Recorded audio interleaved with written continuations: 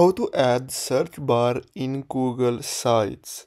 So the first step is to simply go to Google Sites, and then what you're gonna have to do is simply open any sites that you created, and then what you're gonna have to do next is simply click on embed next to drive, as you can see here, and then what you're gonna have to do next is simply click on embed code, and then what you're gonna have to do is simply add this code here. So you're gonna have to simply copy this code, and then what you're gonna have to do also is simply go up here, and then what you're gonna have to do is simply enter your site domain. So you're gonna have to copy your site domain, and then you're gonna have to simply add it right here instead of this search.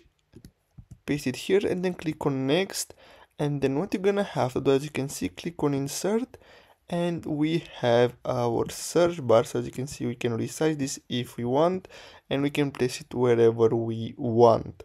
So I really hope you found this video helpful. Don't forget to like and subscribe, and I'll see you in the next video. Thanks for watching.